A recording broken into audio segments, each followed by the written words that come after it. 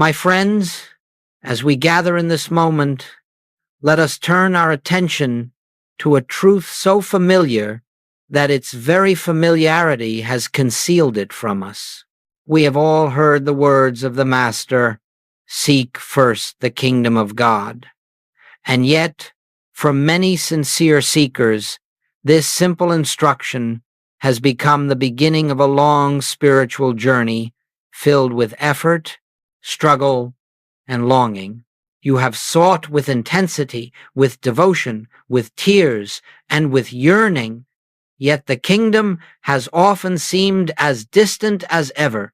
The reason is not that the kingdom is far away, nor that you have failed in your seeking, but that the true meaning of this instruction has been hidden beneath centuries of misunderstanding. When Jesus spoke of seeking, he did not send you outward into the world of activity, nor inward into the realm of mental striving. He pointed you toward a reality already present, already functioning, already complete within your own consciousness. The kingdom of God is not something to be achieved, it is something to be recognized. And so as we begin our time together today, let us set aside the belief that we are trying to reach something that lies beyond us. Let us approach this teaching with the quiet awareness that what we are seeking is already here, awaiting only our recognition. In this hour, I invite you not to strive, not to attempt, but simply to rest in the possibility that the kingdom is far nearer than you have ever imagined, nearer than breath, nearer than thought, as close as your own being. As we move deeper into this subject, let us consider how the simple word seek has been subtly transformed in human consciousness into something the Master never intended. Over the centuries, seeking has come to mean striving, laboring, reaching outward, and attempting through personal effort to attain something we imagine ourselves lacking. And so, when we are told to seek first the kingdom, we instinctively begin a journey of activity, prayer as effort, meditation as discipline, devotion as duty, all arising from the hidden belief that God is somewhere else and that we must somehow reach Him. Yet this very impulse reveals the core misunderstanding. All striving implies distance, and distance implies separation. And separation, my friends, is the original spiritual error. It is the belief that God is there and we are here, that the kingdom is a reward to be earned or a destination to be reached. But the moment we accept separation, even unconsciously, our seeking becomes restless and our prayer becomes anxious. We find ourselves pleading with a God we believe to be outside our own being, hoping for signs, waiting for answers, searching for experiences, all the while reinforcing the very sense of separation we are longing to overcome. The Master did not intend this. Seeking, in his language, was never a call to pursue God as one pursues a distant objective. It was an invitation to turn away from external dependence and inward mental struggle, and to rest in the awareness that the presence we seek is already the life of our life, the soul of our soul, and the consciousness in which we dwell. The kingdom is not reached through striving. It is revealed in the moment we relinquish the attempt to find what has never been absent. Now let us turn to the heart of the Master's revelation, the truth that dissolves all confusion the moment it is understood. The kingdom of God is within you. With these words, Jesus removed the kingdom from the realm of time, from the realm of conditions, from the realm of outer attainment, and placed it where it has always been within the consciousness of every individual. This kingdom is not a distant place, not a celestial domain reserved for the worthy, not a future reward for good behavior or correct belief. It is a spiritual reality, fully present, fully complete, and eternally functioning within the depth of your own being. When Goldsmith speaks of God as consciousness, He is reminding us that the presence we call God does not dwell in the sky, nor in temples made with hands, nor in the shifting conditions of human experience. God is realized only as we awaken to the truth that our very consciousness, when freed of fear, freed of desire, freed of the belief in separation, is the transparency through which the kingdom reveals itself.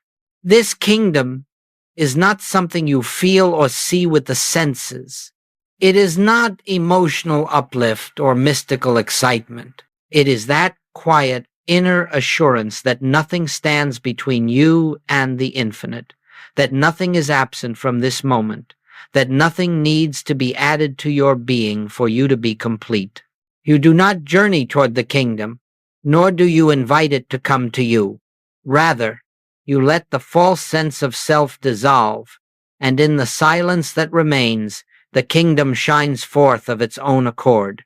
You do not enter the kingdom enters your awareness the moment you cease looking for it outside yourself. As we proceed, let us gently examine why, if the kingdom is already present within us, it so often remains hidden from our experience.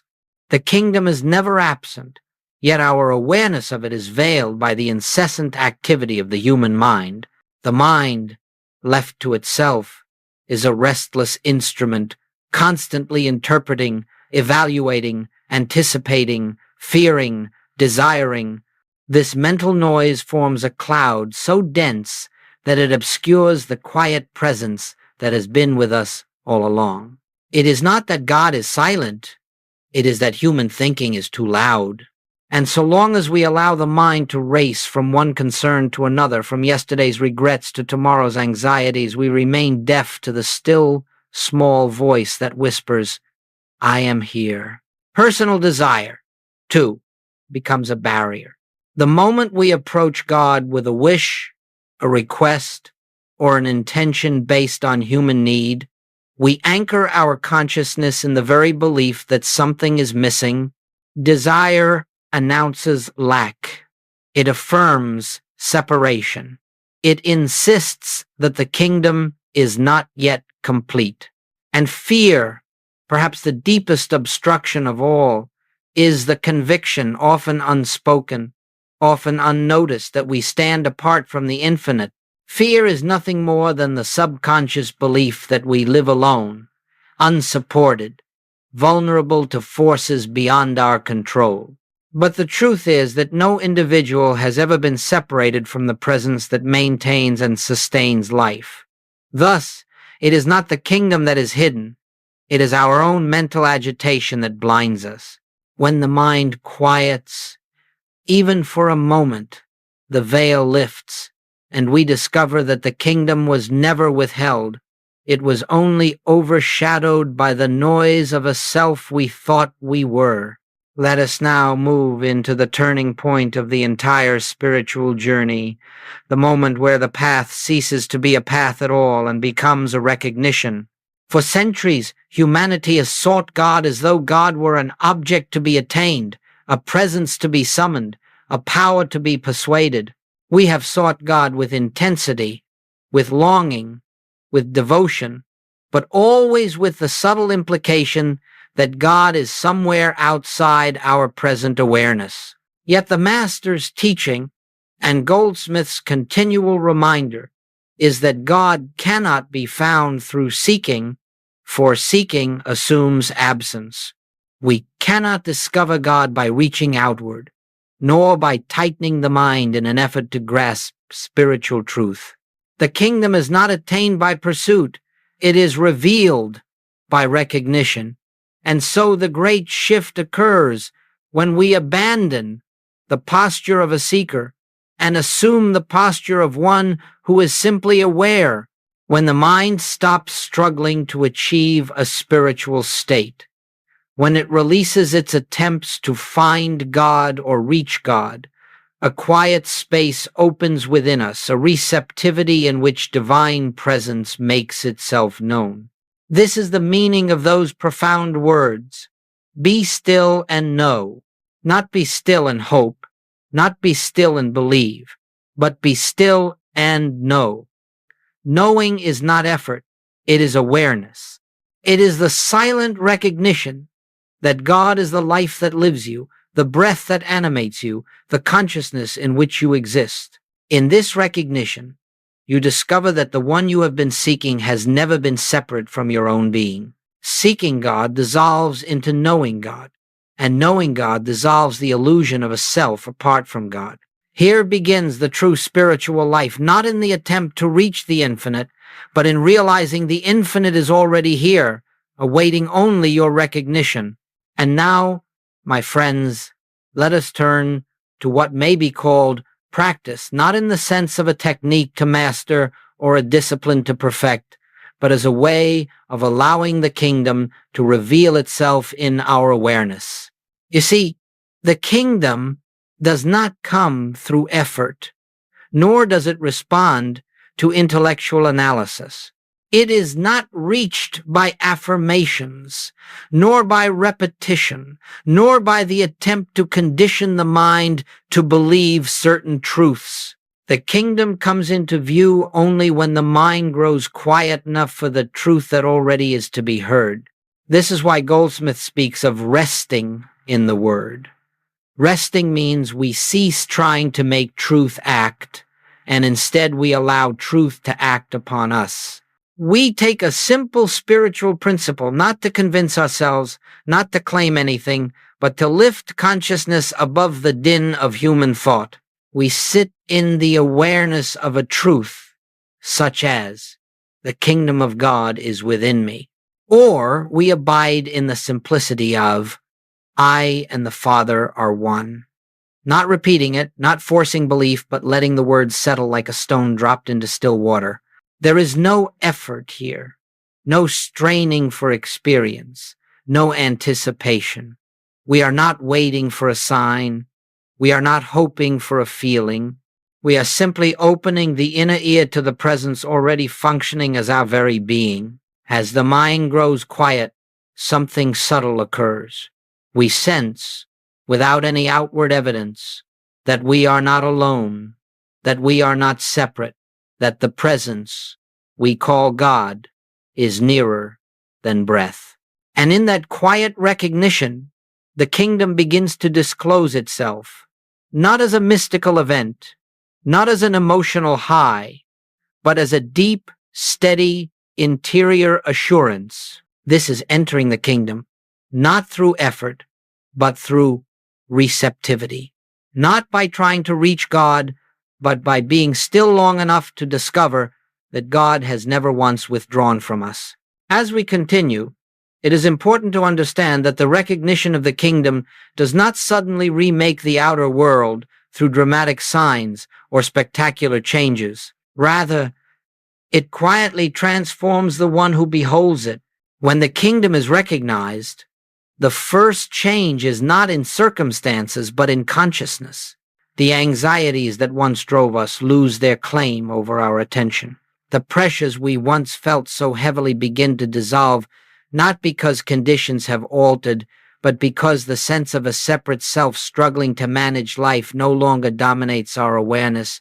You begin to notice that fear loosens its grip, not through resistance, but through the realization that the presence within you is greater than whatever appears before you. Relationships soften because you are no longer approaching others from a place of need or defense. Decisions become clearer, not through intellectual effort, but through the quiet intuition that arises when the mind is receptive to divine guidance. This is not positive thinking, nor is it an attempt to manifest a better experience. It is simply the natural outpouring of spiritual awareness. Goldsmith reminds us that we do not seek these outer improvements. They come as the shadow, the byproduct of an awakened consciousness. When you recognize the kingdom within, health may unfold, not because you fought disease, but because you ceased identifying with fear. Supply may appear, not because you prayed for money, but because you shifted from a sense of lack to an awareness of completeness. Guidance arises not because you demanded answers, but because you became still enough to hear what has always been speaking within. The kingdom does not change the world, it changes your vision of the world. And as your perception shifts, the world begins to reflect the harmony that was present in your consciousness all along. This is the quiet miracle of recognition. The kingdom reveals itself first within and then almost unnoticed. Its harmony expresses itself throughout every aspect of your life. Now, my friends, having seen something of what unfolds when the kingdom is recognized, we come to the question of daily living. How do we move through the ordinary activities of life, our work, our relationships, our responsibilities, while maintaining awareness of this inner presence? The answer is beautifully simple, though it requires sincerity.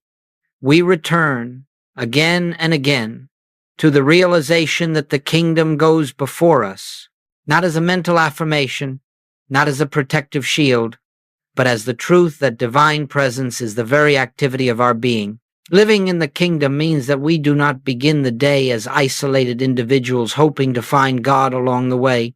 Instead, we begin with a quiet recognition that wherever we are, God is.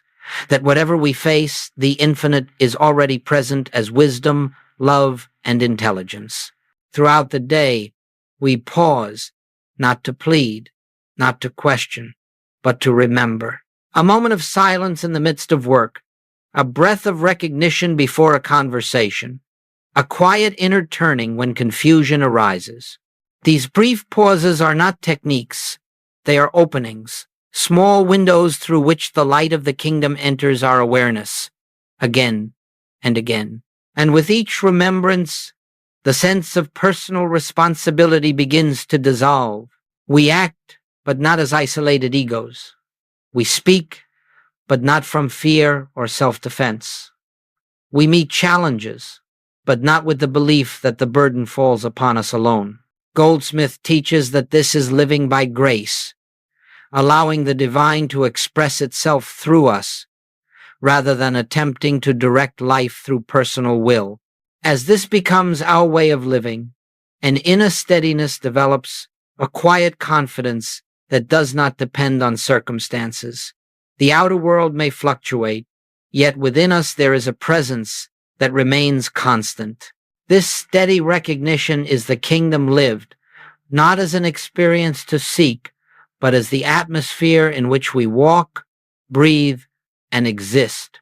And now, as we bring our time together to a close, let us rest for a moment in the simplicity of what has been revealed. The kingdom of God, the very thing humanity has sought through prayer, ritual, striving, and longing, has never been distant, never withheld, never delayed.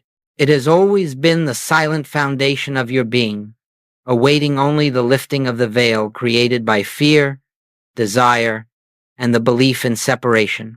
You have not been journeying toward the kingdom, you have been awakening to it. Every moment of stillness, every surrender of mental effort, every quiet turning within has brought you nearer not to some far-off realm, but to the recognition of what has been eternally present.